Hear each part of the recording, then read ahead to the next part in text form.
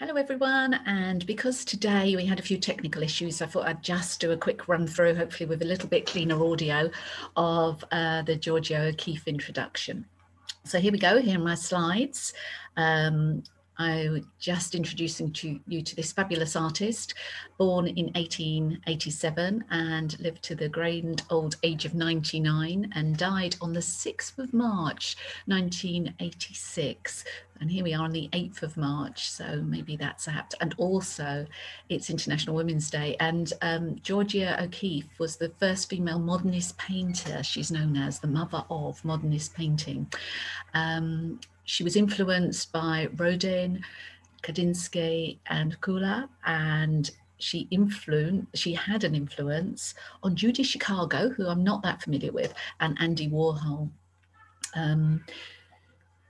She was discovered, or at least promoted, by Alfred Stieglitz, who first encouraged her and put her work on show, and was a photographer and became her husband in 1924. And this stunning picture of her is one of the many that Alfred took during their life together.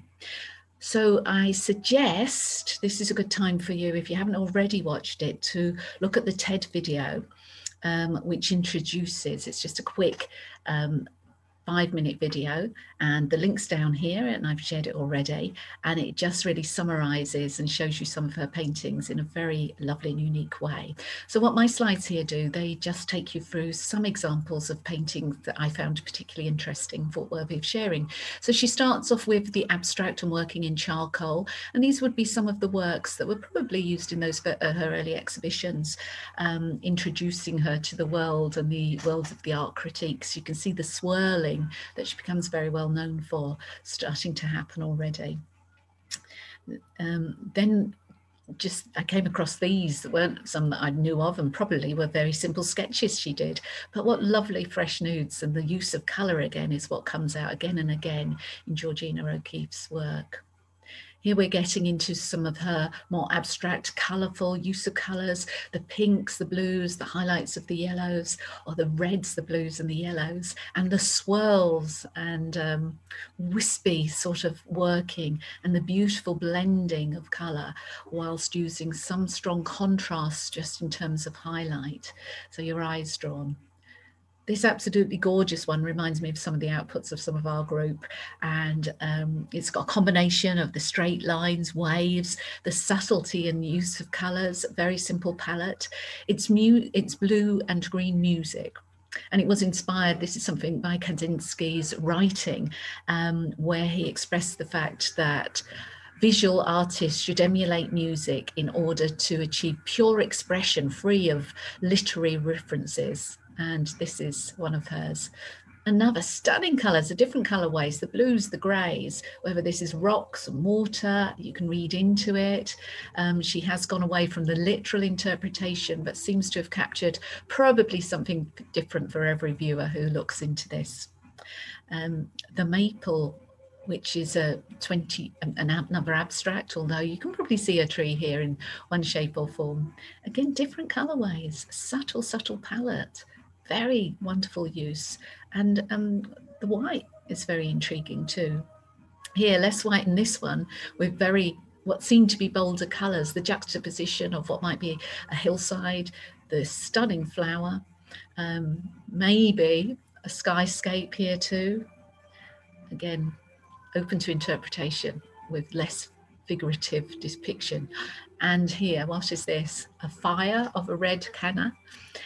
How absolutely stunning. This is typical of many of the flower paintings, where the cropping, she believed that you could only understand flowers by getting really, really close to them, their intricacy, their beauty, I suppose the intricacy is something that probably intrigued her.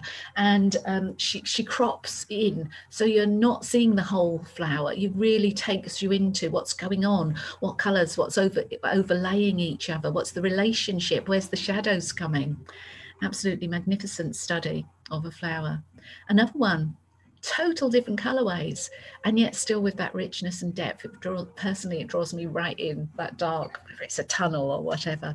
So that composition, quite dramatic. Poppies, they're firing out on the page. The use of dark and light. Again, a simple palette, a simple color palette, used to such great advantage there. And look at this one, this simple, sensuous, gorgeous, flowy, the lilies. Sensuous is a term that someone used to describe these, and how true. Just amazingly fluid, stunning. Very famous, the white flower. Famous for the fact that this was had a record, and I think it still holds the record, for a painting by a female artist, 14 Sotheby's in 2014, for the grand sum of $44 million by an American museum, I think it was. So quite extraordinary, making the history books, and probably well deserved on that count. More flowers here, incorporating the landscapes of Mexico. And here again, we get the flowers where they're chopped off. The cropping allows us to be taken right into the heart of the flower, not just admiring the petals from the outside, but drawing us in as we look at these beautiful representations. And now we move on to landscapes, and look at this marvelous one. Beautiful colours, the subtle pastely palette, but a rich pastel somehow. But this is interesting. Georgia hung this image vertically, as you can see on the right here, when she exhibited it first in 1923. I think it's been hung in many different, in both positions subsequently, but she chose for herself to hang it in the horizontal perspective. Either way, I think it's absolutely stunning. It's an unveiling, it's a reflection, it's an opening up of things. Figuratively, you can think of it as the lake reflection, but you can just also experience an overflow of colour. And isn't that magnificent that we can all interpret it so differently?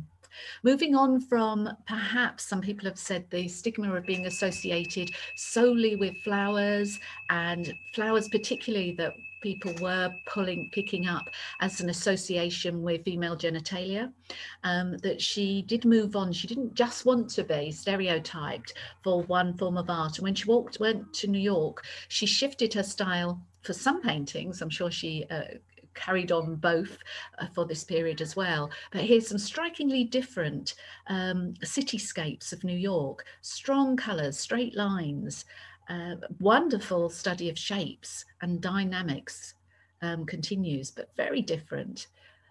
And these just, again, some of our outputs from our art group certainly are echoing some of the things that we've been playing with. It's happening here. Here we've got maybe more of a similar flower colorways, and the use of flowers to draw our attention. Interesting design, having these features, drawing your eye around the canvas. Very interesting.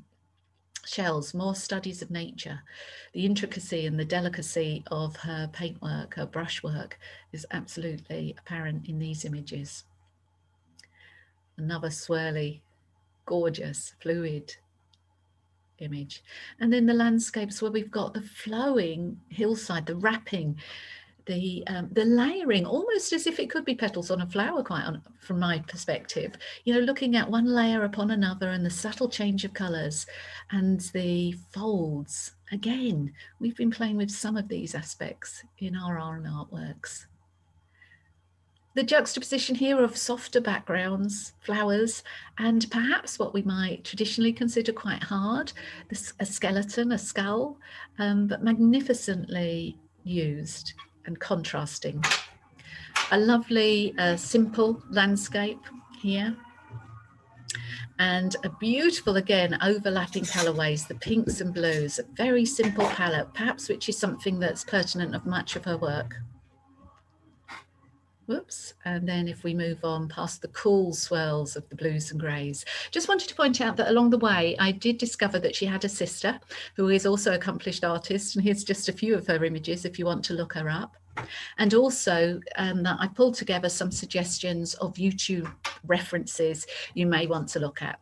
So I hope you found that useful and inspirational, and that we will enjoy taking some of the inspiration from these paintings into our painting group, and looking forward to us helping and encouraging each other, just exploring a little bit further the colours, the use of the consideration of nature, the different perspectives. So that's it, and bye for now.